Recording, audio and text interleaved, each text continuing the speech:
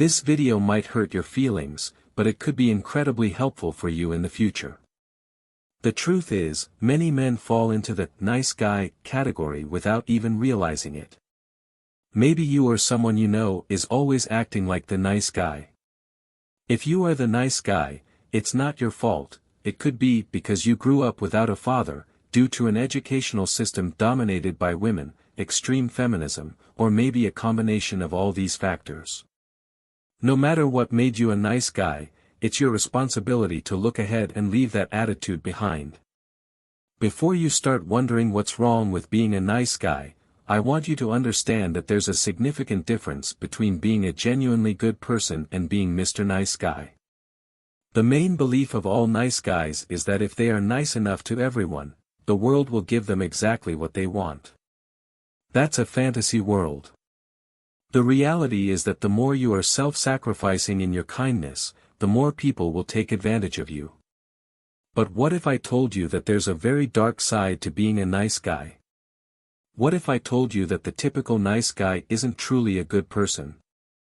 Nice guys only appear to be kind on the outside, but in reality, it's just because they secretly want something in return. The nice guy is often a passive-aggressive person who tries to get what he wants through manipulation by being kind. Nice guys always seek approval and avoid conflict. The alpha male is the complete opposite of the nice guy in every way. If the alpha is kind, it's because he genuinely chooses to be kind, without any expectation of return or need for validation. The alpha male isn't afraid to disagree with others and isn't afraid of conflict. Now, the alpha isn't looking for trouble, but he also doesn't avoid it. He embraces conflict when it arises. Not so with the nice guy. The nice guy tiptoes around to avoid offending anyone. They do this not only to please everyone but also out of cowardice. You see, most people who are cowardly disguise their cowardice as morality. They hide the fact that they lack the skills to be dangerous or handle conflicts under the guise of moral integrity. In other words, what they're really saying is, I don't do this because I'm too good a person, instead of, I don't do this because I'm a coward. When it comes to relationships, the nice guy always loses to the alpha male 10 times out of 10. The nice guy has a condescending mentality. He puts himself on a pedestal and pretends to be the ideal choice. The nice guy will do anything to prove how nice he is. When the nice guy is rejected by a woman, he'll insist that women don't know what they want. The alpha male doesn't waste energy pretending to be someone he's not, unlike the nice guy.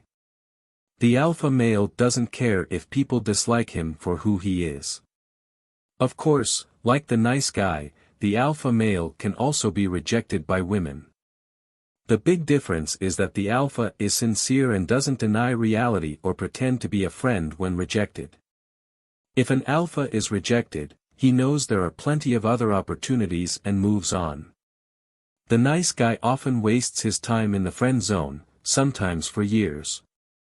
The nice guy might never admit he was rejected and will deny reality in his mind. Nice guys really do finish last due to their flawed mentality and behavior. To fix this, you need to first recognize that there is a problem. That's the first step.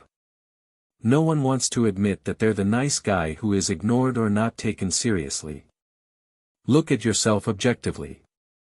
Are you resentful or bitter in many situations because you don't get what you want? Pay attention to yourself as if you don't know yourself and face the hard truth about yourself. The second thing you need to do is start saying no to people. Stop letting them take advantage of you just because you can't say no, and are pressured as a result. Instead of someone disliking you for this, you might be surprised to find that they actually start to respect you more for standing up for yourself.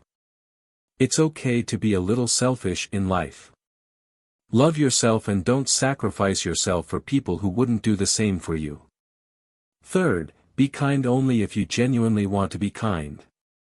It's not about getting a reward. Genuine kindness is done without expecting recognition or anything in return. You do it out of the goodness of your heart because you want to see someone else's life improve. Work on your self-esteem. Maybe you're not in good physical shape and need to start going to the gym. After all, a strong body is a strong mind. Your body represents you. It shows authority.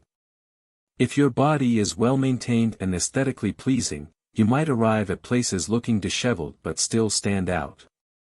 However, because you're not a fool, you'll not only arrive looking like a real man but also draw attention because of it. This was today's reflection. If you liked and understood the influence and dominance of kindness and the entire debate on this topic, please like the video and share it with your fellow philosophers. Keep philosophizing, and we'll see you in the next video. Remember, it's not enough to acquire wisdom, it's essential to use it.